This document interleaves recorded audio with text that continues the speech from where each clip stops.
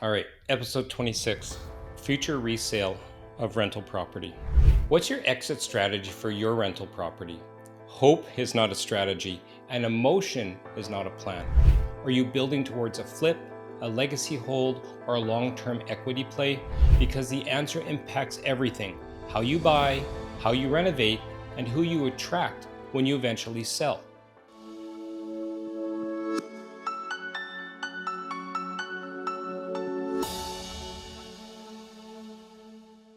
Ignore this and you're gambling with your future returns.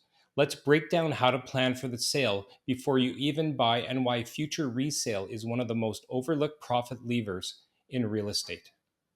So, I've owned a lot of properties over my career, but the busiest phase was a 10-year period between the ages of 27 and 37. Yes, that was a long time ago, and yes, I'm getting old. But let's compare the tales of two different situations. I had a rental, a well kept single family home that I renovated modestly for the tenants. 5 years later, I sold it. It moved in days above asking.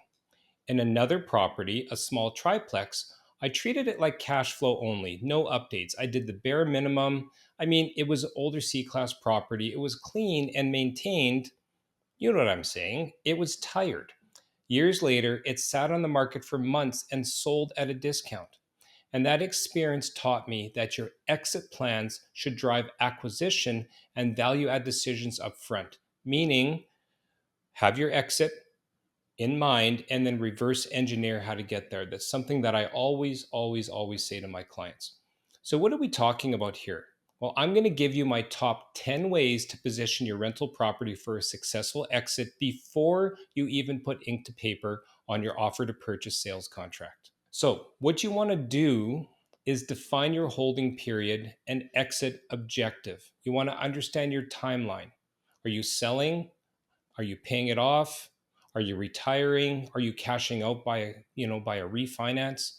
What are your long-term goals as a real estate investor? This is something, I must speak to about 10, 15, 20 people a week wanting our services. And that's the number one question I always ask. What are your long-term goals as a real estate investor? In fact, I actually want you to grab a pen and a paper, pull over if you're in the car, put this into your phone, because a lot of people don't even think about this. They just buy a property and they just kind of react to it. What are your long term goals as a real estate investor? How big do you want to get? Do you want to retire wealthy and live off the cash flow? Do you want to have a few properties that are paid off as a nest egg? Do you want to purchase a property for each of your kids, have them paid off so that they are taken care of after you're gone? You want to tailor your renovations to that horizon. Long hold warrants tenant focused durability. Short hold may need cosmetic flips. A good middle ground, this is something I like to do. Do some moderate but minimal renovations now. And then, if your plan is to sell later, get the property vacated, do the renovations, and then flip it. I consider this type of endeavor a long term flip. So you want to identify your future buyer profile as well. Who is going to be buying this thing? If it's a single family, is it going to be a homeowner or an investor or both? You want to set your resale expectations. So if you're buying a single family home, who is going to be buying it in the future? If it's a landlord or a first time home buyer, you might have to renovate differently. You might have to purchase differently. So, if you're trying to appeal to first time home buyers, what type of property are you looking at? Now, to me, you want the best of both worlds and you want to attract both types of buyers. But let's take an example. If you purchase a home without a basement that's only 2 bedrooms, how many families will buy it versus, the 2-story, 3 bedroom, 2 bath home where you can finish the basement into an extra living space in a rec room? So if you want to sell to a first-time home buyer and take advantage of that emotional purchase, the people who are willing to spend tens of thousands of dollars more to get their dream home, then buy a property with the proper floor plan, layout, versus a property that only appeals, let's say, to a working professional couple with an extra office, or maybe even just another investor. So, on the other side of the coin, let's talk about a multiplex or multifamily property. Now, these appeal primarily to investors, which narrows your buyer pool, which means it could sit longer. However, there is an exception here too. If you buy a duplex, maybe, just maybe, you can appeal to the house hacking crowd. Now, I talked about house hacking. You know what? You're going to have to go to our YouTube channel, even subscribe to it. I mean, that would really, really help out our algorithm and put these videos in front of other investors. So please find our YouTube channel, subscribe to it, but then go back. I did an entire episode on house hacking and why I am personally going to be making sure that my two boys are going to be house hacking when they go into their first house. But, anyways, getting back to this point, if you buy a house or a duplex, that appeals to a house hacking crowd, maybe you also started out the same way, where there is a cute little 1 bedroom unit on the top floor of a triplex and you can house hack this. Maybe indulge a little bit more in your renovation and get the nicer finishes, knowing that you could market the future sale to another investor that also wants to house hack and live in that top unit while the other 2 units of the triplex is paying their mortgage and living expenses. The point, match the property type to market demand to ensure your liquidity. Now, you also want to maximize the buyer pool with your asset type choice. Now, I touched on this, but let's expand a little bit more. SFH, single family homes, appeal to two groups: owner occupants and investors. Now, both of these can involve faster sales and a bidding war. In a good seller's market, you can often engineer these, bidding competitions, especially on a single family home that has been recently renovated. So now you have all of the rental income you've earned over the last 5 or 10 years. You do a renovation with the proceeds, you sell for maximum or even over market value. Perfect, perfect win-win. On the other hand, multiplexes limit resale buyers to only investors, likely on the market for a longer time. But plan accordingly. There's nothing wrong with buying, a multifamily. I'm not saying that. But you could then test the market each year, knowing your property is still cash flowing. There's no need to vacate a multiplex like your realtor will tell you that you need to vacate a single family home. You need to do these renovations to appeal to both types of markets, like I was just saying. But still, on a multifamily, how quickly are you going to need the money? Are you okay trying to sell it for a few years until the market feels right? These are the long term plans I referred to in my intro. Now, you want to plan renovations with an ROI focus, your return on investment. Now, you're going to have tenant renovation needs and you're going to have your future needs for potential buyers. Those are two different things. Tenants, you want to be able to do neutral finishes because you want to appeal to multiple tenants that are going in over that holding period. Neutral finishes, durable surfaces. Are you going with quartz? Are you going with laminate? Are you going with granite countertops? You want to go with maybe minimal customization. Maybe you're going to do some pre-sale flipping upgrades like a kitchen facelift after the rental use that can then command premiums. So are you doing that brand new kitchen right now, renovating that pre-2000 kitchen, which is probably good enough for a rental for 5, 10, 15 years? Again, it depends what your exit has in mind. Or you want to go for the kitchen renovation now because you know that all of your competitors in the area have brand new kitchens. Now, you want to align renovation quality to likely resale buyers for optimal value. Market cycles and timing is my next point. These are exit drivers. Now, this sounds so obvious to a lot of people, but you want to exit when prices are strong and vacancy is low.